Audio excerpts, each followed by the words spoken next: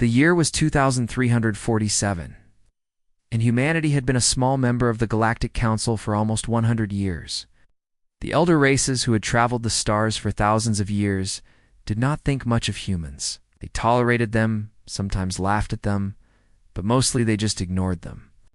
Commander Lisa Harper stood on the bridge of her starship, the Endurance.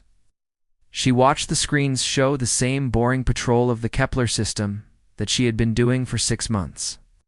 Her crew of 47 people had gotten used to the quiet life at the edge of human space. "Nothing ever happened out here, Commander. We are getting an emergency message," said Lieutenant Danny Ortiz from his station. His voice sounded strange and tight. "It is coming from the Galactic Council's main relay station." "Show me," Lisa said. The big screen in front of her came to life, and what Lisa saw made her heart stop. The message showed the human colony of New Geneva. It was a peaceful farming world where 3 million people lived simple, happy lives. But now, Draxian warships hung in the sky above it like dark clouds.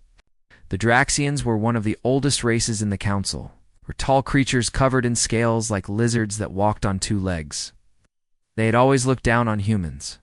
A Draxian commander appeared on the screen. His scaled face showed something like pleasure. "Let this be a lesson to all lower species who question the Council," he said. "The humans on this world refuse to give us their mining rights. Their refusal ends now." The picture changed to show the surface of the planet. Lisa watched with growing horror as Draxian soldiers moved through the streets of the cities. They pushed civilians into the main squares. The sound of people screaming filled the bridge of the Endurance. "Oh no," whispered Katie Brennan, the ship's navigator. She put her hand over her mouth. The Draxians opened fire on the crowds. Men fell. Women fell. Children fell. Nobody was spared. The broadcast showed everything in clear detail. It cut from one killing to another across the whole planet. Buildings burned. Bodies covered the ground. 3 million voices went silent in just 4 hours. And the Galactic Council sent this broadcast to every corner of the galaxy. Lisa's hands grabbed her armrest so hard that her fingers turned white. Around her, some crew members cried openly. Others stood frozen, unable to believe what they were seeing. When the broadcast finally ended, a council spokesperson appeared. It was a thin, stick-like creature called Ambassador Sorrel, from a race called the Vethkai. "New Geneva has been dealt with," he said in a cold voice. "Let all species remember their place in the universe. The Council's word is law." The screen went black. For a long time, nobody on the bridge said anything. Then Danny Ortiz's computer started making noise. Incoming messages were flooding in, hundreds of them, then thousands. "What are they saying?" Lisa asked. Her voice came out rough and broken. Danny looked up at her. Tears ran down his face. "They are asking what we do now, Commander. They are asking if we are going to fight back." Lisa stood up slowly. She thought about her sister, who had lived on New Geneva with her husband. She thought about her 2 nieces, who had sent her funny video messages just last week. They had been 6 and 8 years old. They had loved to laugh and play. Now they were gone. All of them were gone. "Set a course for Earth," Lisa said quietly. "Maximum speed, and send a message to Fleet Command." "What should I say?" Danny asked. Lisa's eyes changed. The sadness was still there, but something else had joined it. Something hard and cold and terrible. "Tell them that the age of human patience is over." The Endurance turned and jumped into faster-than-light travel, heading for home. Across human space, the same scene was playing out on every ship, every station, and every colony. People watched the broadcast in silence. Some cried, some screamed. Some just sat in shock, unable to process what they had witnessed. But beneath the grief, something else was growing. It started small, like a spark in dry grass. Then it spread, jumping from person to person, from world to world. It was rage. On Earth, the leaders of humanity gathered in emergency sessions. Old arguments were forgotten. Political enemies shook hands. Religious differences melted away. For the first time in centuries, every single human being agreed on one thing.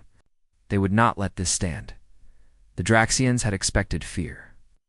They had expected the humans to beg for mercy, to offer whatever tribute was demanded. That was how things had always worked. The strong crushed the weak, and the weak submitted. But the Draxians had made a terrible mistake. They did not understand humans at all. In the Galactic Council chambers, Ambassador Sorel reviewed the reports with satisfaction. The broadcast had been sent. The message was clear. The humans would fall in line like every other species before them. "Have the humans responded to our demands?" he asked his assistant. "Not yet, Ambassador." Their representative walked out of the council chamber without speaking. Sorel waved one of his thin arms in dismissal. "They are processing their grief. Give them time. Soon they will send their surrender and offer tribute. They have no other choice." "Ambassador, there is something else. Our sensors are detecting unusual activity in human space. Their ships are gathering. Of course they are. They are scared. They are probably planning to run." Sorel made a sound that was his species' version of laughter. Where could they possibly go? The galaxy belongs to the Council. His assistant said nothing, but doubt flickered in his large eyes. Far away, on the dead world of New Geneva, ash and dust drifted in the wind. The cities that had been full of life just hours ago were now silent tombs. 3 million people had called this world home. Now only ruins remained. But among the ruins, something small moved. A tiny probe descended from orbit, no bigger than a bird. It landed softly among the debris and began to record. Its camera captured everything: the burned buildings, the empty streets, the evidence of what had happened here. The probe sent its images back to Earth in a steady stream. Every leader, every soldier, every citizen would see what the Draxians had done. They would see the proof with their own eyes, and they would remember. In her quarters on the Endurance, Lisa Harper sat alone in the darkness. She held a small picture frame in her hands. It showed her sister's family, smiling and happy on a sunny day. Her nieces wore matching dresses. Her brother-in-law had his arms around all of them. Lisa did not cry. She had no tears left. Instead, she made a promise. "I will make them pay," she whispered to the empty room. "I will make them all pay." The Endurance raced toward Earth, carrying its crew of broken hearts and burning anger. Behind them, the stars seemed to watch in silence, waiting to see what would happen next. The galaxy had seen many wars. It had seen empires rise and fall. It had seen species fight and die for 1,000 different reasons, but it had never seen anything like what was coming. The humans were going to teach the universe a lesson it would never forget. Earth had not seen such unity. In over 100 years, within 3 days of the broadcast, every nation, every colony, and every political group spoke with one voice. The arguments that had divided humanity for generations suddenly meant nothing. All that mattered now was the burning anger that every human being shared. Admiral Samuel Drake stood before the United Earth's Defense Council in Geneva, Switzerland. He was 63 years old, with gray hair and a face marked by decades of service. He had spent his whole career asking for peace and talking instead of fighting. Now, his tired eyes showed only cold determination. "The Council thinks we will give up," he said, his deep voice filling the silent room. "They showed that massacre to the whole galaxy because they thought it would scare us. They thought we would beg for mercy. They do not understand what they have done." On the screens around the room, maps showed where every human ship was moving. Every warship was being called back home. Factories that had been building cargo ships were now working day and night on something very different. "We have kept our true power hidden for many years," Drake continued. "The Council believes our technology is 100 years behind theirs. They are wrong." He brought up pictures of ships on the screen. The people in the room gasped. These ships were huge, bigger than anything the Council had ever built. They carried weapons that existed nowhere else in the galaxy. They had engines that could travel faster than anything the elder races possessed. "We call it Project Prometheus," Drake said. "For 20 years we have been preparing for a day we hoped would never come. That day has arrived." On the other side of the world, deep under the Rocky Mountains, there was a secret base that almost nobody knew about. Chief Engineer Maria Santos walked through the massive underground space, checking on the first of the new warships. It stretched almost 3 kilometers from front to back, covered with weapons that would make the Draxians weep with fear. "Captain," Eric Dunn had been chosen to command this ship. He was a tall man with broad shoulders and calm eyes. He had never lost a battle in his career, and he did not plan to start now. "How soon can we have the whole fleet ready?" he asked Maria. She wiped oil from her hands with a rag. 6 months for the first wave, 18 months for everything. We do not have 18 months. The Council will attack us as soon as they realize we are not surrendering. Maria looked up at the enormous ship hanging above them in the underground dock. Then we will give you what we can when we cans. Her eyes were hard with determination. But Captain, when this fleet launches, the galaxy will learn that they chose the wrong people to murder. High above Mars, the human fleet that already existed gathered together. These were older ships, smaller and weaker than what was being built on Earth. But the men and women who crewed them burned with a fury that made them. Dangerous Commander Lisa Harper had been promoted to Commodore after she told the Defense Council everything she had seen. Now she spoke to the assembled Captain Strew hologram, her image appearing on every ship. "We have received word that the Draxians are sending a punishment fleet," she reported. Her voice was steady and calm. "They expect to find us crying and scared. They expect us to surrender and pay them tribute. Instead, they will receive the first lesson in a very long education." Captain Peter Graham commanded the destroyer Vigilant. He was a young man with red hair and freckles, but his eyes held the same fire as every other human. "What about the other council races?" he asked. "Will they help the Draxians?" Lisa shook her head. "Our spies tell us that most of them are waiting to see what happens. The Vethkai have said the broadcast went too far. The Korathi have stopped talking to anyone. Only the Draxians and their allies, the Maltech, want to fight us right now." She paused and let her voice soften just a little. "We are not fighting the whole galaxy, not yet. But we are fighting for our survival and our honor. We are fighting for the 3 million people who died on New Geneva." Every captain saluted at the same time, far away.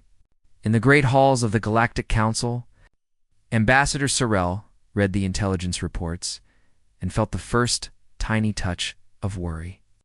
The humans had not answered the ultimatum. Their ambassador had left the council without saying a word.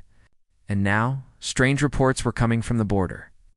"They are gathering all their ships," his assistant told him. "Every single one." Sorrell waved his thin arm dismissively. "A few hundred primitive ships? The Draxians will destroy them easily. Ambassador, our deep space sensors are detecting things we cannot explain.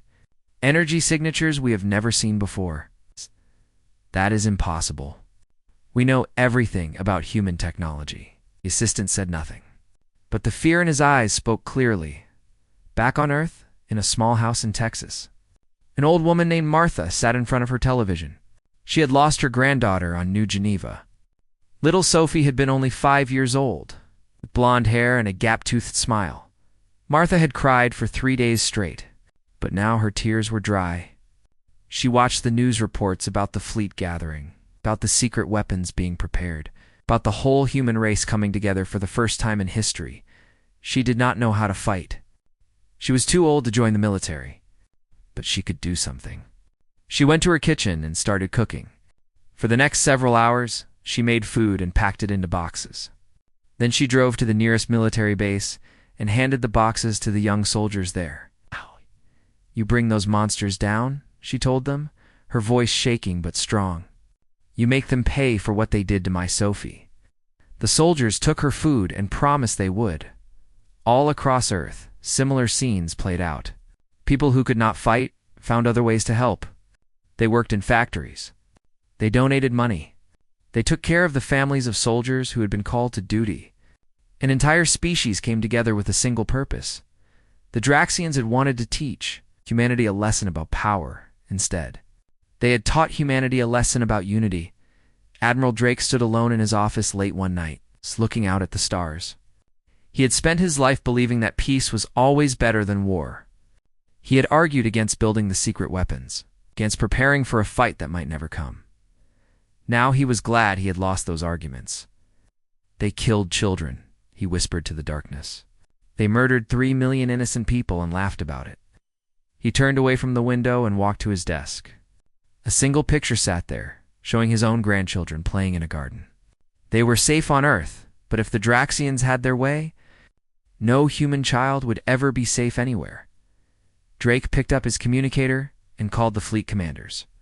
"Begin final preparations," he ordered. "We move in 6 months." In the darkness of space, between the stars, the first of the new warships slipped out of Earth's hidden shipyards. It was smaller than the main fleet would be, but it was still more powerful than anything the Draxians had ever faced. The ship's name was painted on its side, in bold letters, UES Retribution. The crew sat at their stations, running through their final checks. They knew they might not survive what was coming. They did not care. Every single one of them had lost someone on New Geneva. Every single one of them was ready to die for revenge. The galaxy had no idea what was about to happen. The humans were coming, and they were bringing fire. The Draxian punishment. Fleet entered human space with all the confidence of hunters who had never known what it felt like to be prey. 30 warships, each one supposedly centuries more advanced than anything humans could build. Admiral Voronek commanded from his flagship, the Wrath of Draxus, and he was already writing the victory message he would send to the Council.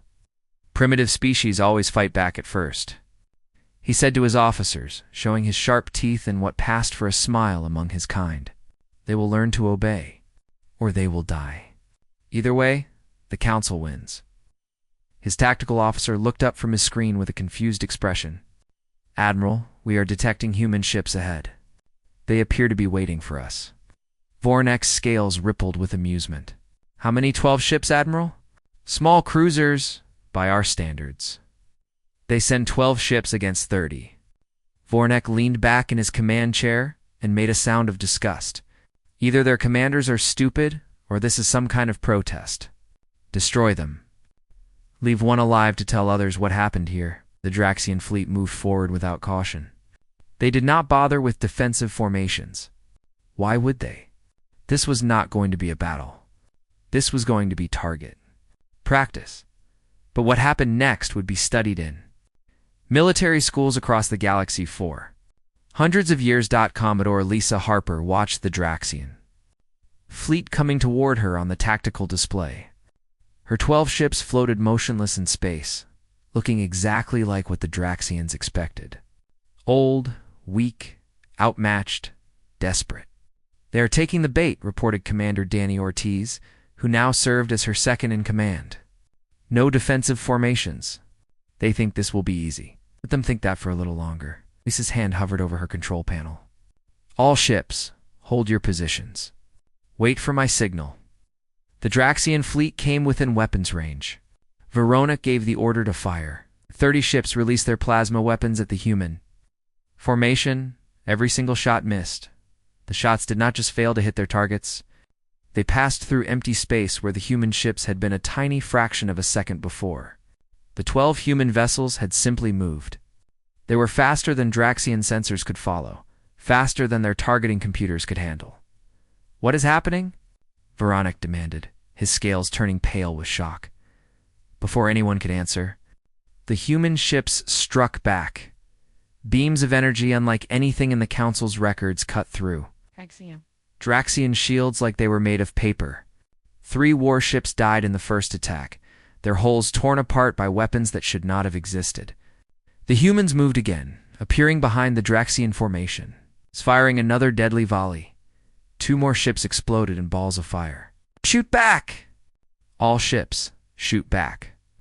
Voronek screamed, but his fleet was falling apart. The humans were everywhere and nowhere, dancing through the Draxian formation like ghosts, leaving burning wreckage behind with every pass. On the bridge of the Endurance, Lisa Harper felt nothing but cold satisfaction. "Focus all weapons on the flagship. It is time for the Admiral to understand what is happening to him." The Wrath of Draxus shook as human weapons tore through its defenses. Voronek watched in disbelief as his tactical display filled with damage warnings.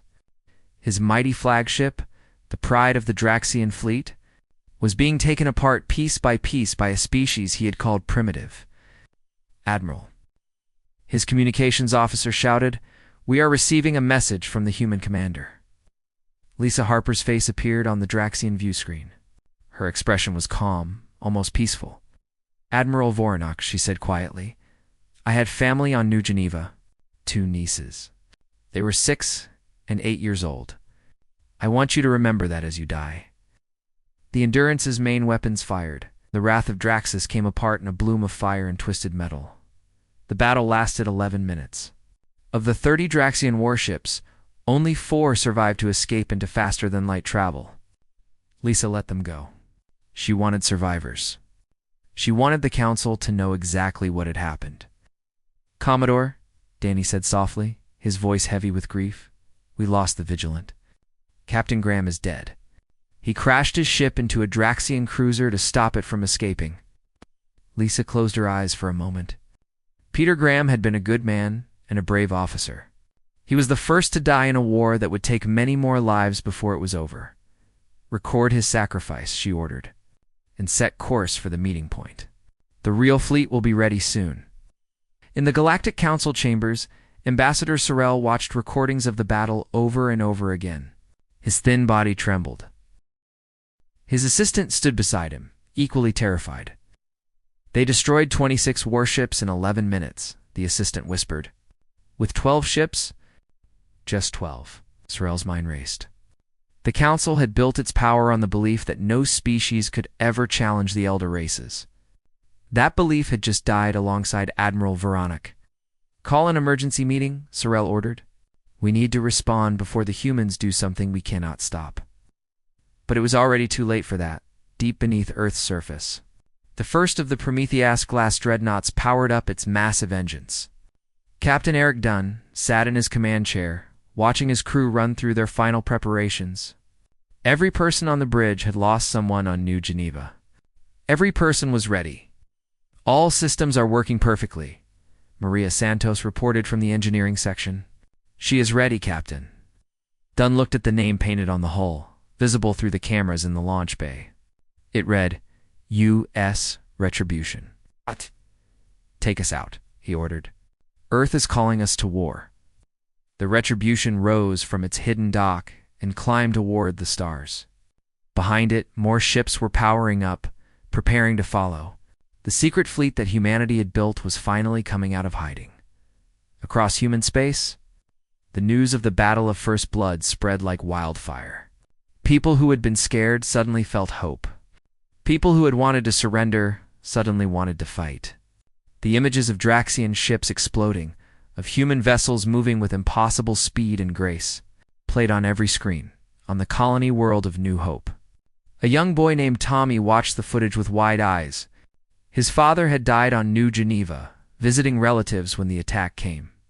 For months, Tommy had felt nothing but pain and fear. Now, watching the human ships tear the Draxians apart, he felt something new, pride. We are going to win, he said to his mother, who sat beside him with tears running down her face. We are really going to win. His mother hugged him tight and said nothing. She wanted to believe he was right. In the ruins of New Geneva, the small recording probe continued its work. It captured images of the dead cities, the empty streets, the evidence of genocide. It sent everything back to Earth, where the images were stored in a special database. Humanity would never forget what had been done to them. And now, the galaxy was learning that humans did not forget their enemies either. Admiral Drake received the battle report on his personal communicator. He read it 3 times to make sure he understood correctly.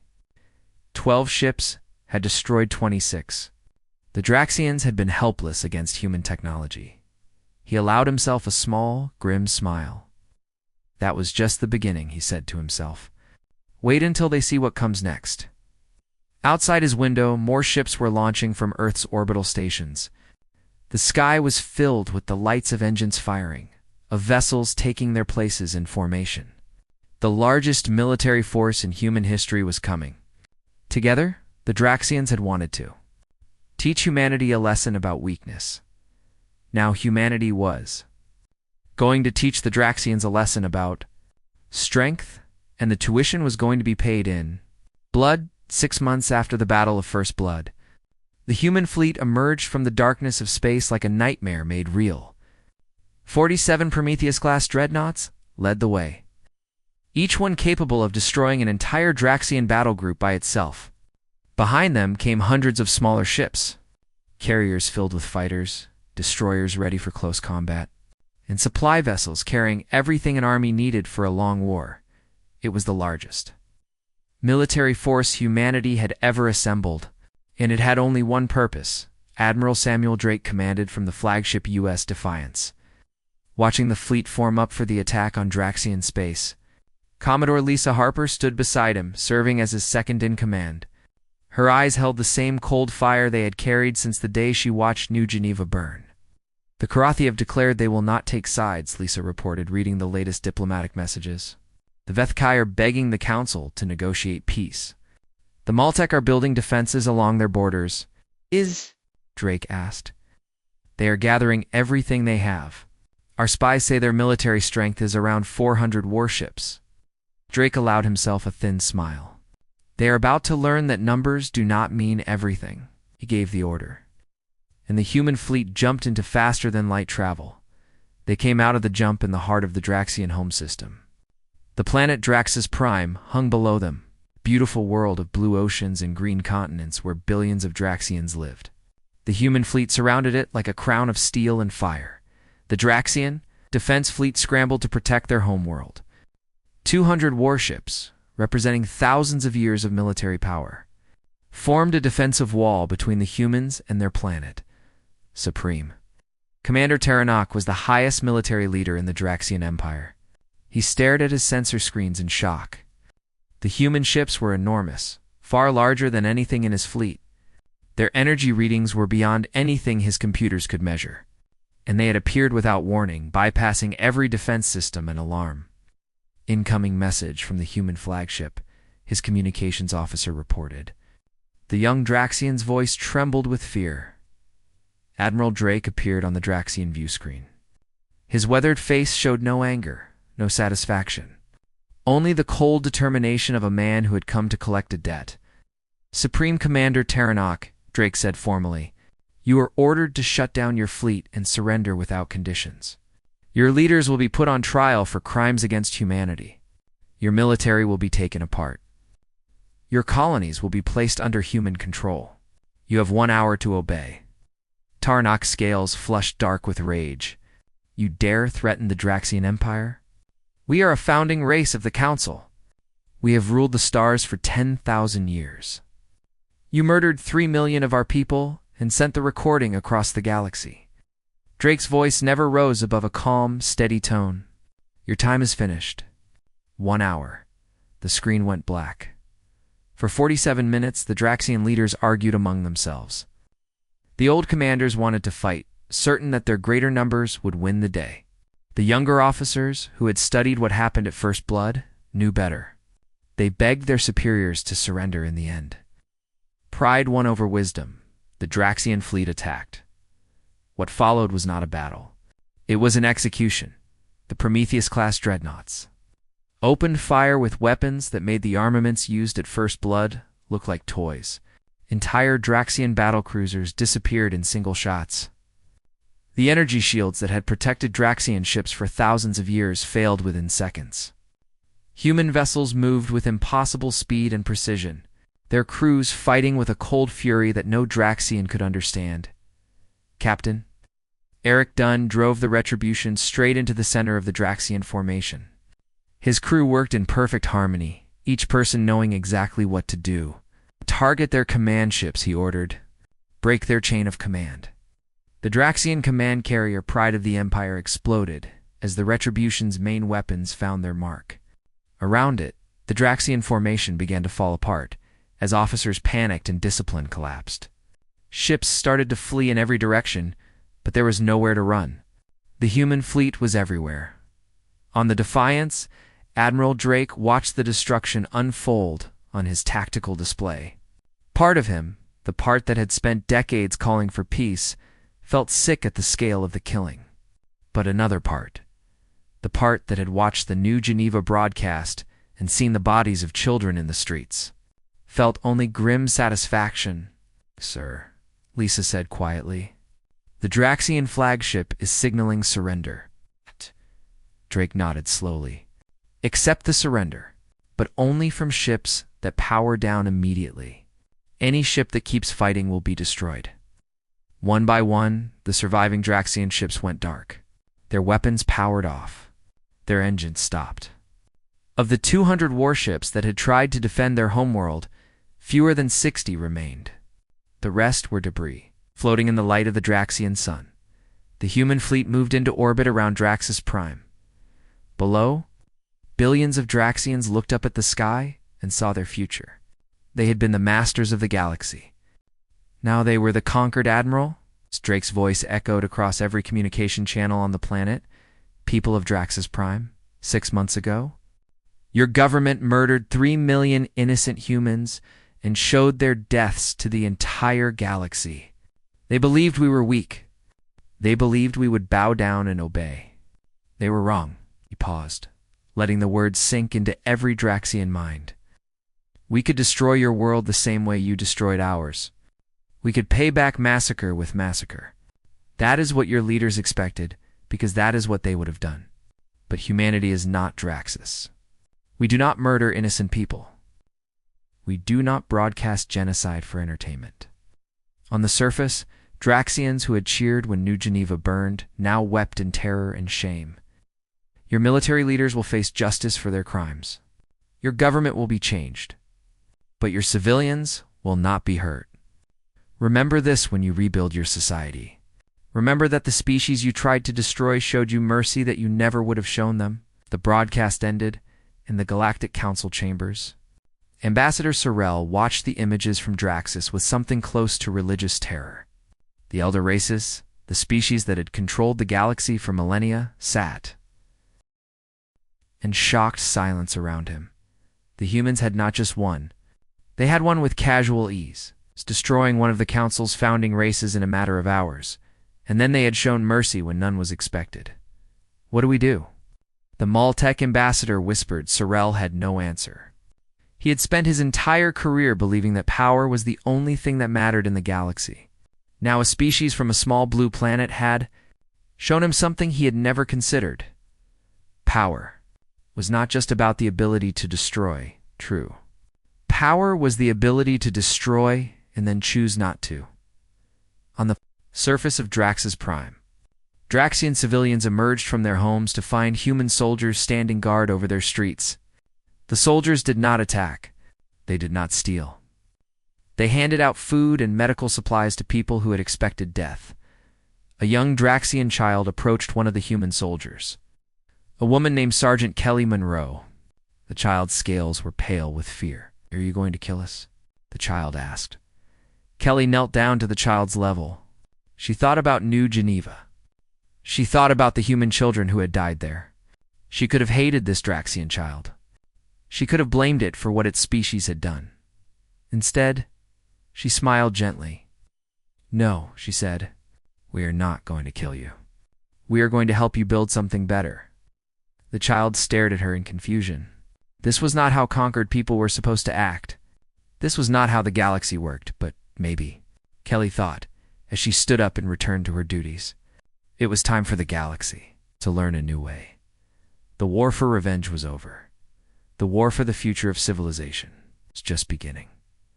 1 year after the fall of Draxus, the galaxy looked completely different. The Galactic Council still existed, but everything about it had changed. The Draxian seats sat empty. Their empire broken apart, and their former territories now controlled by a joint human-Karathi peacekeeping force. The Maltec had surrendered without firing a single shot after watching what happened to the Draxians. Several smaller races that had been pushed around by the Council for centuries had openly sided with humanity, and at the center of it all, where a dozen elder races had once controlled the fate of every species in known space, humans now sat as permanent members. Ambassador Catherine Mills was the first human to hold such a high position in galactic politics. She was young for the job, not yet 40 years old. But the war had made all of humanity grow up faster than time alone ever could. She stood before the assembled delegates and spoke with quiet confidence. The old system was built on fear and cruelty, she said, her voice reaching every corner of the vast chamber. Species were ranked by how much power they had. They were controlled through violence. They were punished for any sign of independence. That system is dead now. Act. Around her, delegates from hundreds of worlds listened in complete silence. They had all seen recordings of what human weapons could do. They had all heard the stories of the Battle of Draxus Prime. What we are offering is something new.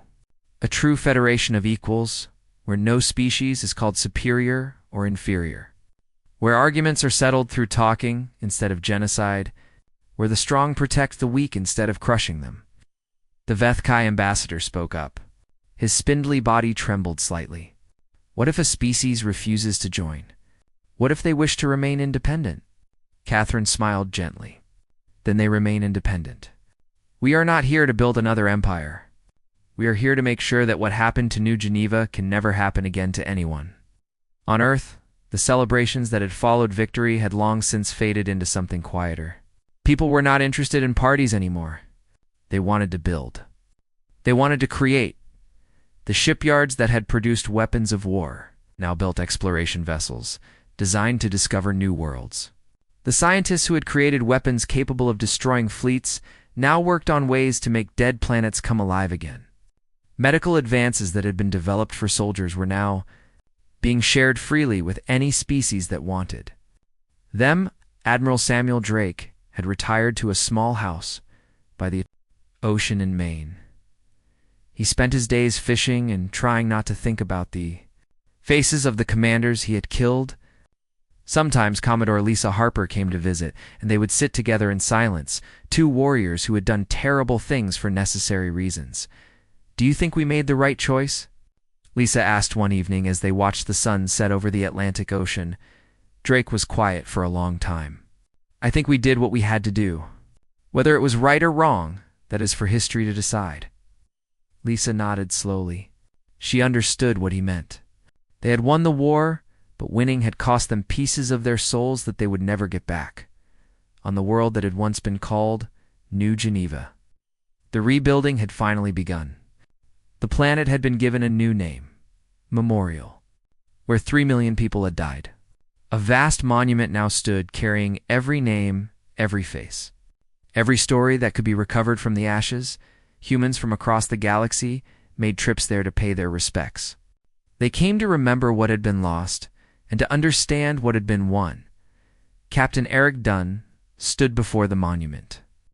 Reading the names of people he had never met but had avenged with fire and blood, the Retribution floated in orbit above, now serving as a memorial ship herself. Her weapons had been removed. She would never fight again, remember, he said quietly, speaking the words that had become humanity's promise since the war ended. And we endure. Ow. In the rebuilt city around him, children played in parks that had once been killing grounds. Families built homes on soil that had been soaked with the blood of innocents. Life was returning to a world that the Draxians had meant to stay dead forever, far across the galaxy. In the halls where the new Galactic Federation held its meetings, Ambassador Mills finished her speech and took her seat. Around her, delegates from 100 worlds clapped. Some clapped with real enthusiasm. Others clapped because they were afraid not to. All of them understood that the universe had changed in ways that could never be undone. The humans had been pushed to the edge of extinction. They had looked into the face of genocide and responded not with surrender, but with fury. They had broken an empire that had lasted 10,000 years. And then, when they could have burned everything to the ground, they had offered mercy to the people who had tried to murder them. They had done what everyone thought was impossible, and now, as humanity took its place among the stars, the galaxy was learning to live with a simple truth. The species that everyone had once laughed at, the newcomers who had been mocked and threatened and finally attacked, had become the most powerful force in known space. Not through cruelty, not through empire building, but through an unbreakable will to protect their own people and the wisdom to show restraint when they had already won. Ambassador Sorrell watched from the gallery above the main floor. After a year of watching the humans, he finally understood what made them different from the Draxians and all the elder races that had ruled before. The humans fought for survival, not conquest. They showed mercy because they were strong, not because they were weak, and they would never, ever forget what had been done to them. On a quiet evening in the rebuilt capital city of Memorial, a young girl named Hannah placed flowers at the base of the great monument. Her grandmother had survived the massacre by hiding in a collapsed building for 3 days. Her grandmother's sister had not been so lucky.